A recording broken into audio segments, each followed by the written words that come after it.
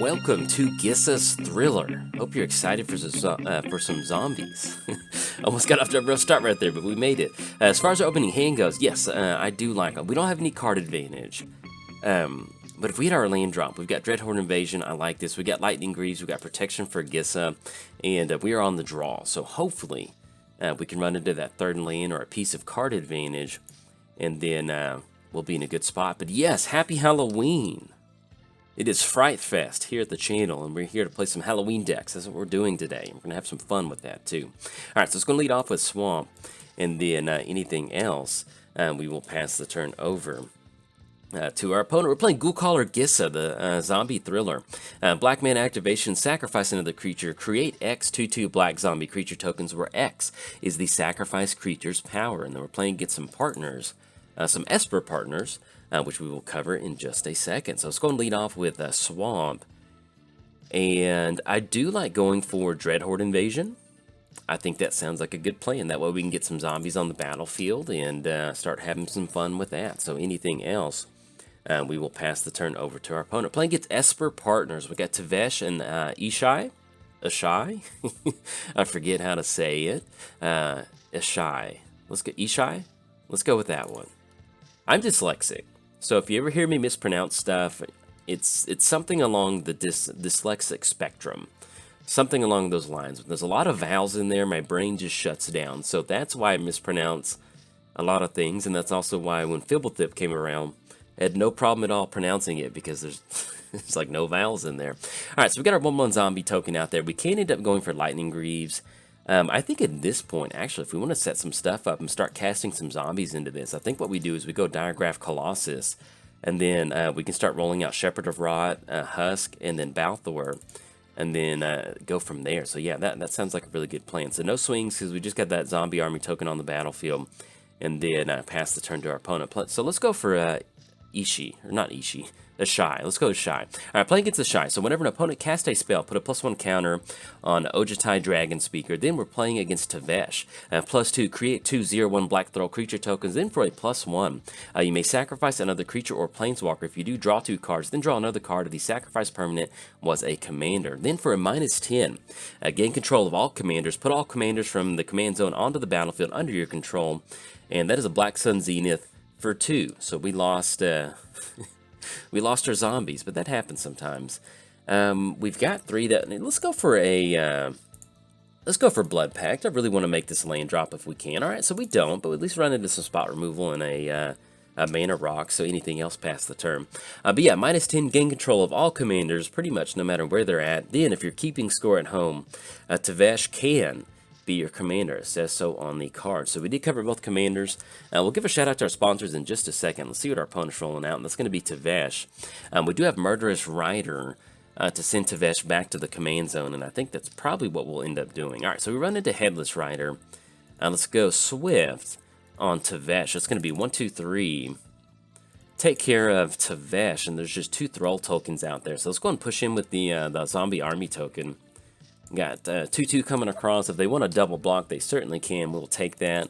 And then anything else, pass it to our opponent. So we did cover both commanders. Give a quick shout out to our sponsors, TCG Player. If you go to bit.ly/JoltMTG, that will apply my affiliate link. That'll allow you to get some cards and help support the channel at the same time. So if you're in a spooky mood this season and you're getting some magic cards, hey, much obliged if you use that link. Let's give a quick shout out to MTGOTraders if you want to play Commander online. And last but not least, I started a Patreon, so if you'd like to directly support cool content like this, there's a link down in the description below.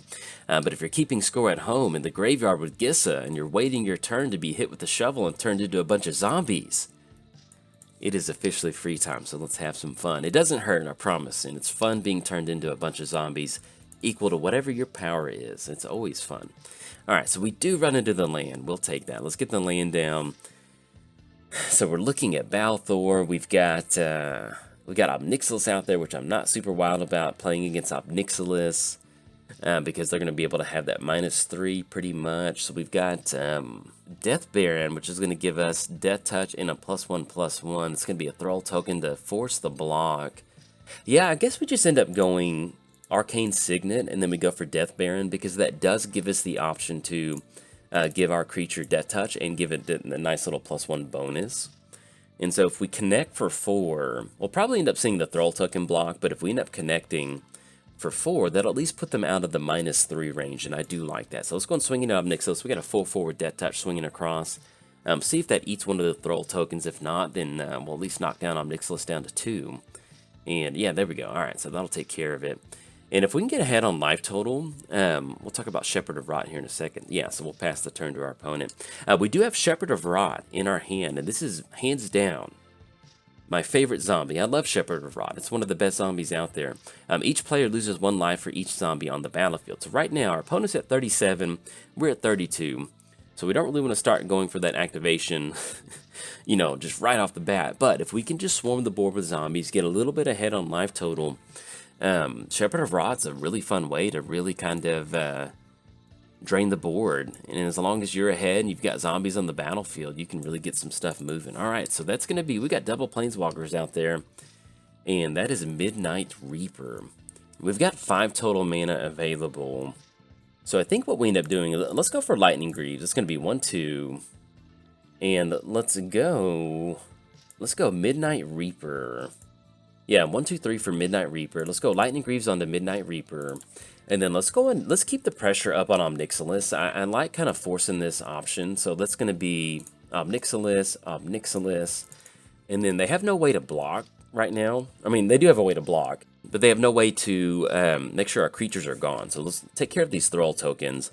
And hopefully we can get more creatures out there, and that'll allow us to chip away at these Planeswalkers. So anything else past the turn over there. But yeah, this is Esper Super Friends. We might be in a little bit of a rough spot, so we'll see what we can assemble. But yeah, as far as the Gisa deck, this is just straight up just zombie value. And zombie lords, we've got all of the good zombie 1-drops. One of the nice things about zombies recently, within the last 5 years or so, is they started printing a lot more 1-drops and 2-drop zombies that just, they're not super overpowerful. They're just really, really good zombies to have. They're just really nice. All right, so we run into Undead Augur, stuff like this, Undead Augur. Whenever Undead Augur or another zombie you control dies, you draw a card and you lose 1 life. So having a true 2-drop zombie that gives you a card draw and just allows you to, rebounce from a toxic deluge, that's a wonderful thing to have. All right, so we get the zombie token on the battlefield, and that's Unholy Grotto. So let's go and make the land drop for the turn. And so our opponent is completely tapped out. We've got 1, 5, 6. We have 6 total mana that we have available to us. We can go Undead Rider and Headless Rider and Undead Augur if we want to. Now, if we end up getting Balthor down, we want to make sure we've got 7 mana to go for returning all of our creatures back onto the battlefield. So I think we kind of set that up. So let's get Undead Augur onto the battlefield. That's going to be 1 black, 1 black. We'll get Undead Augur. So that does unfortunately give our opponent an extra bonus, but we don't have any way to really deal with that right now. So a little bit of a bummer. Let's go for Headless Rider. Tap down for 1 more. That's going to be an extra counter on their commander. And so we're looking at a 3-1 that can trade. And I think I kind of like forcing this. So let's go and put the Lightning Greaves on the Headless Rider. Let's go and swing in at Obnixilis. Yeah, because we want to get rid of that -3. All right, so we're swinging in. So if they want to end up going for the commander swap, they certainly can. But at least that'll knock down Obnixilis down to 1, and they're just looking at the +1. Okay, so we do get that in. And I think at this point, what we want to do is we want to put the Lightning Greaves on the Undead Augur because we want to get that card advantage. That's going to be really good for us. So anything else past the turn over to our opponent. So, but yeah, if we do end up getting to the 7 mana, because that puts us on, if they start going for more board wipes, start clearing it out, we've got 1, 2, 3, we've got 3 creatures in the graveyard that are just straight zombies that'll come back. If they end up popping Headless Rider for some reason, that'll go to the graveyard. And then if we get Undead Augur into the graveyard with Balthor, we can just bring everybody back, and our opponent has nobody in the graveyard. So we at least do have that going for us. The only downside is we do need to watch out for Tevesh.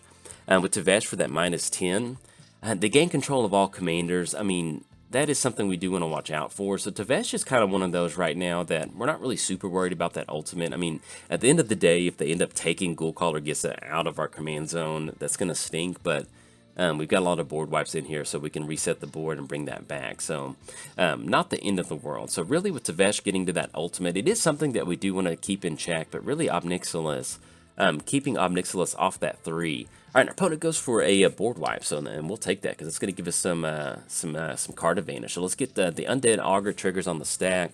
That's going to be 1, 2, 3. Yeah, Born Power Stone. We're looking for a black land. There we go. Hit the swamp, and then lose 1 life. That's going to be Crypt Breaker, and then we get an extra zombie token, and then extra zombie token. There we go. Look at that. And that's one of the nice things about running. You know, if you're running Ghoulcaller Gisa, if you're running any of the, you know, zombie tribal decks, whether it's Verenia, whatever it may be, something like Headless Rider. And whenever Headless Rider or another non-token zombie you control dies, you get a 2/2 black zombie creature token. So if you're building a zombie tribal deck, this card is just worth its weight in gold, because if something happens, you at least end up with a board state right after that. So it is, I don't know, it's really nice. All right, so we're going to get to our end step. Nothing that we need to end up doing for 1. And we do have a Lightning Greaves swap that we can end up going for. So let's see what we end up drawing into. So they've got basically 1 mana because they can't do anything with that Coffers. They don't have Urborg out there. So let's go ahead and drop in Swamp. And we've got the double zombie tokens. And so with Balthor, we can activate this on our opponent's turn if we want to. And I think I kind of like that. So we're going to zombie token, zombie token.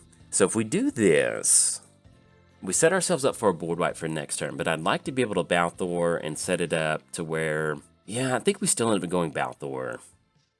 I think I kind of like that. So let's get Balthor onto the battlefield. That's going to be 1, 2, and then we'll tap down 1 more with Arcane Signet. That's going to be an extra counter on their commander. That's going to make it a 4/4. And there's no sorcery claw, you know, we just get Balthor onto the battlefield. So, and we've got the 3 mana available. So, let's get Balthor onto the, not Balthor, it's already on the battlefield. Let's get Lightning Greaves onto Balthor. And then we're looking at Obnixilis plussing up for 1. We've got Tevesh plussing up to create some extra tokens out there. I think what we do on this one is we just pass the turn, because we're going to leave the Balthor up. We'll wait for our opponent to kind of do something. Maybe if they do end up actually going for a board wipe, that's actually okay with us, because we're going to have some sort of board wipe insurance between Undead Augur and Headless Rider. So I kind of like doing this. So we're going to leave Balthor up. We're going to go for that the 3 black mana to return all of our creatures onto the battlefield. And then we'll have a board state to swing into next turn. Then, if for some reason we can get into a spot to where we Shepherd of Rot with Lightning Greaves, we can definitely do something like that. But we're going to end up with, at least Diregraph Colossus is not a Lord. So we got Death Baron that's going to be a Lord. And then Headless Rider. All right, so we only have 1. Ooh, that's going to be Grave Pact. And whenever another creature you control dies, each other player sacrifices a creature. Okay, so if they end up going for the... Let's wait for them to go for the Tevesh activation. I think so. Let's do that. So with them having an open Grave Pact, they don't have a... Create 2 black Thoth creature tokens. Okay. So they do not go for the -2. Yeah, I was trying to basically figure out with Grave Pact, they don't really have a sack outlet, so there's not really any sort of way for them to force us to not get Balthor. So let's go for Balthor with the end step. So let's go Balthor. That's going to be triple black. Let's bring everybody back onto the battlefield. That's going to be a nice little zombie chunk right there. I like that. All right, so that way if they do end up going for the board wipe, I mean, we've got something to do in response to that. So let's get Crypt Breaker onto the battlefield, because they're looking at -10.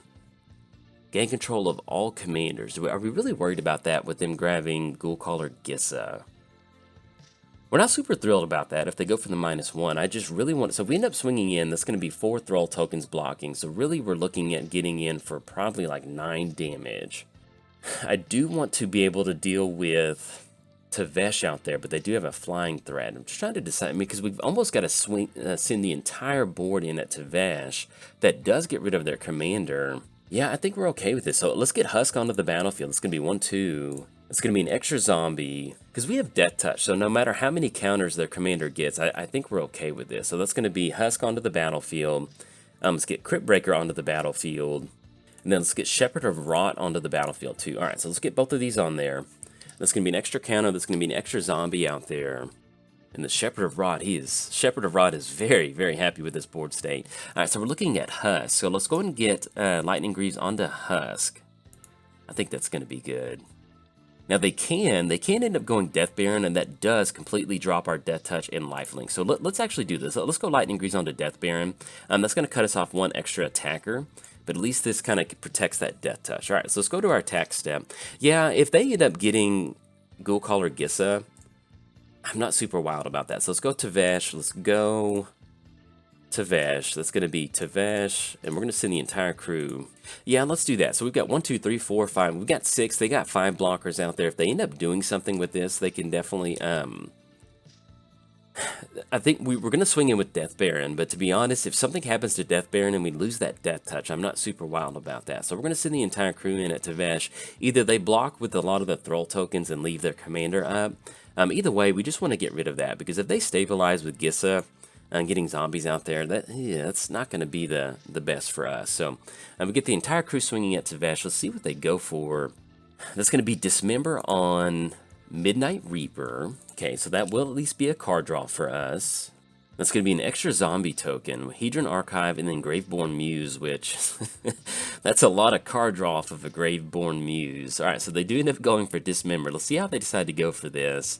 They're going to have to throw their entire board state pretty much at us to stop what is happening. So that's going to be Thrall token, and then that'll be us getting in for 3 if they don't want to block with their commander, which will knock their commander down just enough. All right, so there we go. So we're going to swing in with the entire crew, and that's going to be multiple Grave Pack triggers. So let's get these on there, and what we'll be able to do is sacrifice a lot of these zombie tokens. All right, so let's sacrifice the zombie token, tapped one, and then let's go and always yield to this trigger. That way we get some card advantage. All right, it's going to be Plague Belcher. And then we'll sacrifice the tap zombie token. We'll sacrifice the tap zombie token. And then zombie token right there. There we go. All right, so let's go to our second main phase. And we have not made the land drop for the turn. So let's drop in Volrath's Stronghold. We don't have anything that we can do for 2. But let's go ahead and shift the Lightning Greaves over onto Shepherd of Rot, because that way if we want to end up going for a Shepherd of Rot activation, as far as draining our opponent's life total, I kind of like doing that. So anything else, yeah, there's like literally nothing else we can do for 2. So let's just go and pass the turn. Let's go and actually go ahead and drop on this one. We'll probably end up dropping... drop Hedron Archive. Yeah, because we got a lot of black colors that we want to end up going for. So anything else, pass it to our opponent. So with these zombie tokens out there right now, if we end up going for an activation with Shepherd of Rot, it's going to be 1, 2, 3, 4, 5, 6, 7, 8, 9. So we have 9 that we can drain our opponent. Downside is that drains us for 9 also too. And especially with them going for that 7/7 across the way, that's going to get our life total down pretty low, so we want to keep that in mind. So it's going to be 7 total commander damage. I was hoping to rip into some sort of... Yeah, because here's the other thing. If we end up going for a board wipe, we've got Undead Augur. All right, Midnight Reaper's gone, so we've got Undead Augur, so that's 9. Yeah, so we got to be careful if we end up going for Shepherd of Rot. But either way, with this Ghoulcaller Gisa, this is what... This is what we came here to do. We get Shepherd of Rot on the battlefield. So they're going to go for this Demonic Tutor. Let's see what this is. And they've got a ton of mana for this Demonic Tutor. Let's see what this is going to be. And because that's going to be a lot of card draw. I think we could... I mean, taking 9's not the best thing in the world. But if they go for a board wipe, we can do some stuff. We just got to be careful with what we roll out. Alright, it's going to be Cyclonic Rift. So that sends everything back to the hand. We have to reset. They go Obnixilis. We're not going to be able to dump everything out. We have to go for Lightning Greaves. I'm almost tempted just to go for some Husk activations and get everybody into the graveyard. And maybe we run into a Living Death. Yeah, because we got Living Death in here. Because I'm afraid if they rift everything back, I'm afraid that that's just... We're not really going to be able to bounce back. And I'd rather bring everybody back. Is that really worth it? We send everybody back to the hand... That hits the reset button. We redeploy out. That's more counters on. Yeah, because we need to get card draw. Because even if we send everybody back, we don't run into some sort of removal. Yeah, we need to do this. So let's go for Husk activation. Let's go and sacrifice the zombie token. Just what we're going to be doing right now is drawing into some sort of answer for the commander out there. And Bojuka Bog is definitely not that. So let's go ahead and always yield to this. So we're going to yield through this turn. Not yield through the turn, but yield through these activations. Let's go... And then, yeah, we're way off Shepherd of Rot, so let's go ahead and sacrifice Shepherd of Rot. As much as I'd love to make that happen, I don't think that's going to happen this game. Okay. Let's go and always yield to this trigger.